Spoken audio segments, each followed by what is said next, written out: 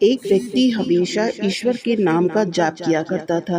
धीरे धीरे वो काफ़ी बुजुर्ग हो चला था, इसलिए वो एक कमरे में पड़ा रहता था। जब भी उसे शौच स्नान आदि के लिए जाना होता था, वो अपने बेटों को आवाज़ लगाता था और बेटे ले जाते थे। धीरे धीरे कुछ दिन बाद बेटे भी कई कई बार आवाज़ लगाने पर कभी कभी आते थे और देर रात तो नहीं भी आते थे। इस दौरान वो गंदे बिस्तर पर ही रात बिता दिया करता था। अब और ज़्यादा बुढ़ापा होने के कारण उन्हें कम दिखाई देने लगा था।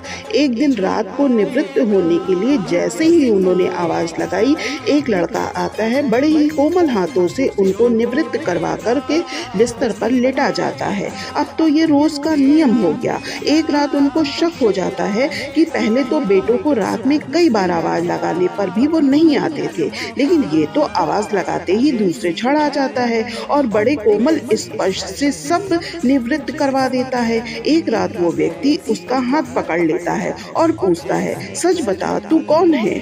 और मेरे बेटे तो ऐसे नहीं हैं। अब उस अंधेरे कमरे में उजाला हुआ और उस लड़के रूपी ईश्वर ने अपना वास्तविक रूप दिखाया। वो व्यक्ति रोते हुए कहता है, हे प्रभु, आप स्वयं मेरे निवृत्ति के कार्य कर रहे हैं। यदि मुझसे इतने प्रसन्न हैं तो मुझे मुक्ति दे देना। प्रभु कहते हैं, जो आप भुगत रहे हैं वो आपके प्रारब्ध हैं। आप मेरे सच्चे साधक हैं, हर समय मेरा नाम जप करते हैं, इसलिए मैं आपके प्रारब्ध भी आपकी सच्ची साधना के कारण स्वयं कटवा रहा हूँ। व्यक्ति कहता है, क्या मेरे प्रारब्ध आपकी कृपा से भी बड़े हैं?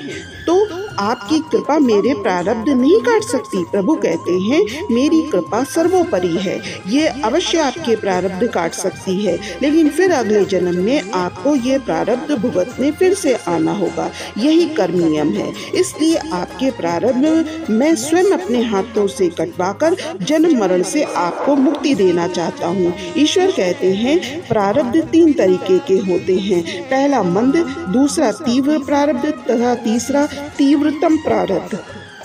मंद प्रारब्ध मेरा नाम जपने से कट जाते हैं। तीव्र प्रारब्ध किसी सच्चे संत का संग करके श्रद्धा और विश्वास से मेरा नाम जपने से कट जाते हैं।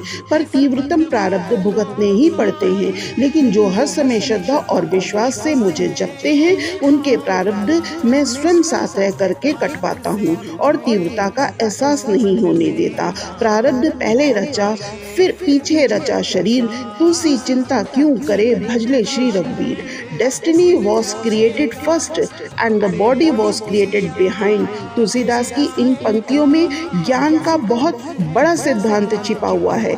ये बताता है कि पहले भाग्य का निर्माण होता है, उसके बाद शरीर बनता है। विज्ञान के इस गहरे रहस्य की खोज ऋषियों ने हजारों साल पहले कर ली थी।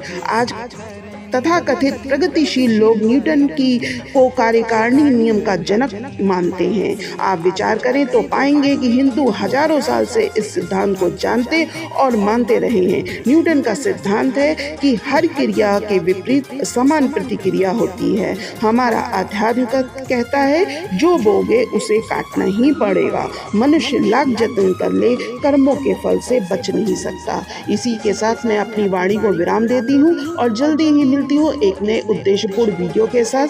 तब तक हाँ साथियों, अगर आपको मेरा वीडियो, मेरे विचार पसंद आते हैं तो मेरे चैनल को सब्सक्राइब करिए, मेरे वीडियो को लाइक और शेयर करिए और मेरा उत्साहवर्धन करिए। इसके लिए आप सभी का धन्यवाद।